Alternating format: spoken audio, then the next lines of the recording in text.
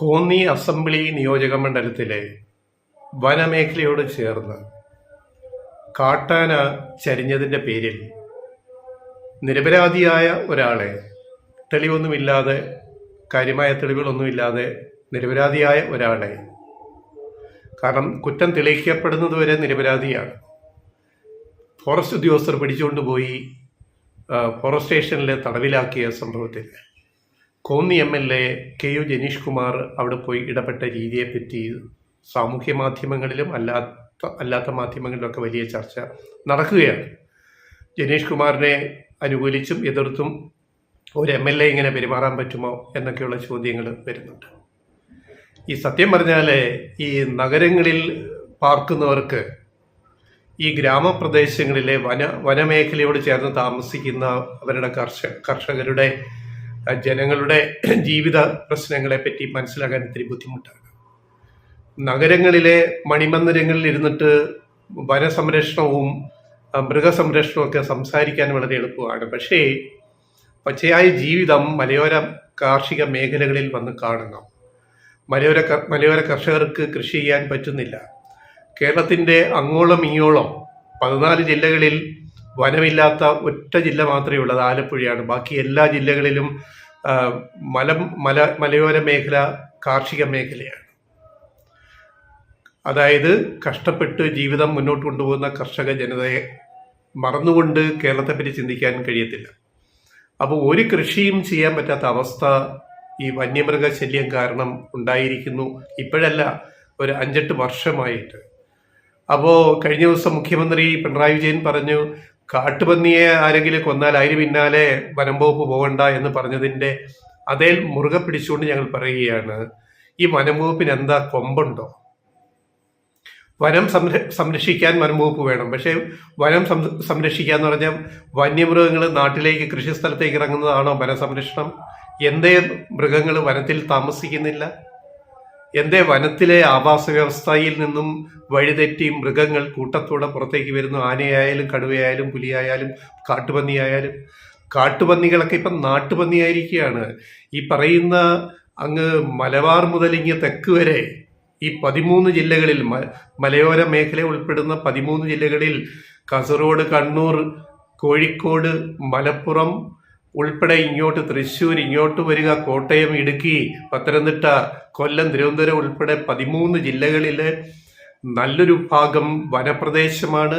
ആ വനപ്രദേശത്തോട് ചേർന്ന് ആയിരക്കണക്കിന് കർഷകരാണ്, ആയിരമല്ല ലക്ഷക്കണക്കിന് കർഷകരാണ് ഉപജീവനത്തിന് വേണ്ടി കഷ്ടപ്പെടുന്നത്. അവർക്ക് കൃഷി ചെയ്യാൻ പറ്റുന്നില്ല. അവിടെ മുഴുവൻ കാട്ടിലെ കാട്ടുപന്നികൾ ഇപ്പം നാട്ടുപന്നികളായിരിക്കുകയാണ്.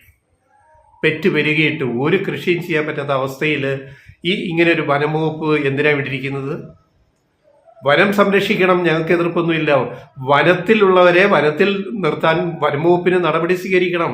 വനത്തിലെ ഫലവൃക്ഷങ്ങളെല്ലാം വെട്ടിമുറിച്ച് നശിപ്പിച്ചിട്ട് യൂക്കാലിപ്സും മറ്റ് മഞ്ഞക്കുന്നയെല്ലാം നട്ടുപിടിപ്പിച്ചിട്ട് ഫലവൃക്ഷങ്ങൾ, പഴം, അതുപോലെ മറ്റ് ഫലവൃക്ഷങ്ങളൊന്നും ഇല്ലാതാക്കിയിട്ട്, അപ്പോൾ പഴങ്ങൾ നേടി പിന്നെ കാട്ടിലെ മൃഗങ്ങൾ, സസ്യഭുക്കുകൾ ആദ്യം പുറത്തേക്ക് ഇറങ്ങുന്നു. അതിന് പിന്നാലെ ആനയ്ക്കും അതിന് പിന്നാലെ കടുവയും പുലിയെല്ലാം നാട്ടിലേക്ക് വരുന്നു. ഇത് നിയന്ത്രിക്കേണ്ട ആരുടെ ഉത്തരവാദിത്തമാണ്? കോടിക്കണക്കിന് ഫണ്ടല്ലേ വനം വകുപ്പിനുള്ളത്. അപ്പോൾ വനം വകുപ്പ് പോലെ അഴിമതി നടക്കുന്ന ഒരു വകുപ്പ് വേറെ ഉണ്ടോ ഈ രാജ്യത്ത്, അല്ലെ കേരളത്തിൽ? അതുകൊണ്ട് എത്രയും വേഗം ഇപ്പൊ കോന്നി MLA ജനീഷ് കുമാറിന്റെ പ്രവൃത്തിയെ പറ്റി പല ചർച്ച നടക്കുന്നവരോട് ഞങ്ങൾ പറയുകയാണ്, ജനങ്ങളുടെ ജീവിത പ്രശ്നമാണ് കോന്നി MLA ഉന്നയിച്ചത്, KU ജനീഷ് കുമാർ ഉന്നയിച്ചത്. ജീവിക്കാൻ നിവർത്തിയില്ല മലയോര മേഖലകളിൽ. അതുകൊണ്ട് പിണറായി സർക്കാർ, LDF സർക്കാർ 3-ാം ഊഴം ആഗ്രഹിക്കുന്നെങ്കിൽ ആദ്യം ചെയ്യേണ്ടത് ഇപ്പൊ ഇരിക്കുന്ന ആ വനം വകുപ്പ് മന്ത്രിയെ അവിടെ നിന്ന് മാറ്റണം. വനം വകുപ്പ് CPIM ഏറ്റെടുക്കണം. എന്തിനാ ഇങ്ങനൊരു മന്ത്രി, ഒരു ഈർക്കിലി പാർട്ടിയുടെ തലപ്പത്തെ ഒരു ഈർക്കിലി പാർട്ടിയുടെ MLA, അദ്ദേഹം ജയിച്ച മണ്ഡലം കോഴിക്കോട് എലത്തൂര്, അവിടെ അദ്ദേഹത്തിന്റെ പാർട്ടിക്ക് എത്ര വോട്ടുണ്ട്? അവിടെ ഇടതുപക്ഷത്തിന്റെ CPIMന്റെ കോട്ടയിൽ നിന്ന് ജയിച്ചു വരികയാണ് NCPയുടെ മന്ത്രിയായിട്ട്, MLA ആയി, മന്ത്രിയായി. ഇദ്ദേഹത്തെ കൊണ്ട് എന്ത് ഗുണമാണ് ഈ LDF സർക്കാരിന് ഇപ്പം ഇതുവരെ കിട്ടിയിട്ടിരിക്കുന്നത്? എന്ത് കിട്ടിയിട്ടുണ്ട്? ഈ AK ശശീന്ദ്രൻ എന്ന് പറയുന്ന വനംവകുപ്പ് മന്ത്രിയെ പറ്റിയാണ് ഞങ്ങൾ പറയുന്നത്. എന്തിനാ ഈ ഉദ്യോഗസ്ഥര്, സ്ഥാപിത താല്പര്യക്കാരായ ഉദ്യോഗസ്ഥര്, വനവകുപ്പിലെ ഉദ്യോഗസ്ഥര് എഴുതുന്ന ഫയലിനകത്ത് ഷൂ വരയ്ക്കാൻ ഒരു മന്ത്രിയെ വെറുതെ അവിടെ വെക്കണോ? മലയോര മേഖലകളിൽ സർക്കാർ വിരുദ്ധ വികാരം വളരെ ശക്തമാണ്. അത് പിണറായി സർക്കാർ തിരിച്ചറിയണം. തിരിച്ചറിഞ്ഞുകൊണ്ടാവണമല്ലോ മുഖ്യമന്ത്രി പറഞ്ഞത് പന്നിയെ കൊന്നാൽ നിങ്ങളാരും അങ്ങോട്ട് പോകണ്ട എന്ന് പറഞ്ഞാൽ അതിനകത്തൊരു ജീവിത പ്രശ്നമുണ്ട്. നാട്ടിലിറങ്ങി സർവ്വവും നശിപ്പിക്കുന്ന പന്നിക്കൂട്ടങ്ങളെ ഒതുക്കാൻ വനംവകുപ്പിന് സാധിക്കുന്നില്ല. അപ്പോ ചിലര് പന്നിയെ പിടിക്കും, കൊല്ലും, കെണിവെച്ച് പിടിക്കും. അവിടേക്ക് വനംവകുപ്പ് പോകണ്ട. അതാണ് ഇന്നലത്തെ പ്രശ്നം. ഈ കഴിഞ്ഞ ദിവസം ഉണ്ടായ പ്രശ്നം. കോന്നി എന്ന് പറയുന്ന മണ്ഡലം ഈ എവിടെയാണ്? ഗവിയും ശബരിമലയുടെ വനപ്രദേശം, പൂങ്കാവനവും ഒക്കെ ഉൾപ്പെടുന്ന ഒരു വലിയ വനമേഖലയിലാണ് കോന്നി മണ്ഡലം ഉൾപ്പെടുന്നത്. അതായത് കോന്നി മണ്ഡലത്തിന്റെ അസംബ്ലി മണ്ഡലത്തിന്റെ 2/3 ഭാഗവും വനമാണ്. 1/3 മാത്രമേ ജനവാസ മേഖലയുള്ളൂ. അത് മനസ്സിലാക്കണം. അപ്പോൾ ഒരു MLA, അവിടുത്തെ MLA പോയി ഫോറസ്റ്റ് ഉദ്യോഗസ്ഥരോട് ഒരു അന്യായം കണ്ടപ്പോൾ പോയി സംസാരിച്ചെങ്കിൽ അത് ഇത്ര വലിയ വിവാദമാക്കേണ്ട കാര്യം എന്താണ്? അതുകൊണ്ട് ഒരു കാര്യം മനസ്സിലാക്കുക, ഈ മലയോര മേഖലയിലെ ജനങ്ങൾ ഇത്തരം വിഷയങ്ങൾ അവരുടെ ഒപ്പം, ജനപ്രതിനിധികളുടെ ഒപ്പം നിൽക്കും. എന്താ അദ്ദേഹം ചെയ്യുന്ന ഈ മന്ത്രി എന്തെങ്കിലും ഫയൽ വായിച്ചു നോക്കിയിട്ടാണോ ഒപ്പിടുന്നത്?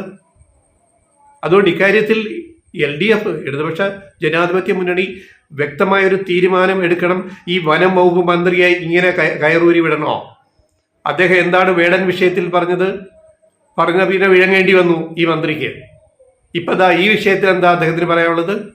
അതുകൊണ്ട് വനം വകുപ്പിലെ ഉദ്യോഗസ്ഥരുടെ താളത്തിന് തൊടുന്ന ഒരു മന്ത്രിയെ ഇവിടെ ആവശ്യമില്ല. ഒരു മന്ത്രി വനം വകുപ്പ് ഉദ്യോഗസ്ഥരുടെ ഭാഗത്തുനിന്ന് വീഴ്ചയുണ്ടായാൽ അത് തിരുത്താനും അതനുസരിച്ച് പെരുമാറാനും കഴിയുന്ന ഒരു മന്ത്രി ആ വകുപ്പിന്റെ തലപ്പത്തിരിക്കണം. അതാണ് ഞങ്ങളുടെ ആവശ്യം. ഇത് ഞങ്ങൾ വെറുതെ പറയുന്നില്ല. മലയോര മേഖലകളിൽ മുഴുവൻ ഈ വനംവകുപ്പിന്റെ നടപടികൾക്കെതിരെ ഒരു ശക്തമായ വികാരമുണ്ട് എന്ന് നമ്മുടെ സർക്കാർ തിരിച്ചറിയണം. അല്ലെങ്കിൽ ബാലറ്റ് ബോക്സിൽ അത് പ്രതിഫലിക്കും. ഒരു കൊല്ലം കഴിഞ്ഞ് നടക്കുന്ന ഇലക്ഷന് അത് പ്രതിഫലിക്കും. ഒരു സംശയവും വേണ്ട. അവിടെ അടിയന്തരമായിട്ട് ഇക്കാര്യത്തിൽ നടപടി ഉണ്ടാവണം. ഈ വനം വകുപ്പ് മന്ത്രിയെ ഒന്നിൽ നിലയ്ക്ക് നിർത്തണം, അല്ലെങ്കിൽ വനം വകുപ്പ് CPIM ഏറ്റെടുക്കണം. അല്ല, മുഖ്യമന്ത്രി ഏറ്റെടുക്കട്ടെ, മുഖ്യമന്ത്രി നേരിട്ട് കാര്യങ്ങൾ ചെയ്യട്ടെ, ഞങ്ങൾക്ക് സന്തോഷമാണ്. പക്ഷെ ഈ രീതിയിൽ മുന്നോട്ട് പോയാൽ 3-ാം ഊഴം LDFന് വീണ്ടും 3-ാമതും ഭരണമെന്ന് പറയുന്നത് ദിവാസ്വപ്നമായി മാറിപ്പോകും. ലക്ഷക്കണക്കിന് മലയോര മേഖലയിലെ വോട്ട് LDFന് CPIMന് കിട്ടത്തില്ല ഇതുപോലൊരു വനമന്ത്രിയെ വെച്ചുകൊണ്ടിരുന്നു കഴിഞ്ഞാൽ എന്നുള്ള കാര്യങ്ങൾ ദയവ് ചെയ്ത് LDF മനസ്സിലാക്കുക.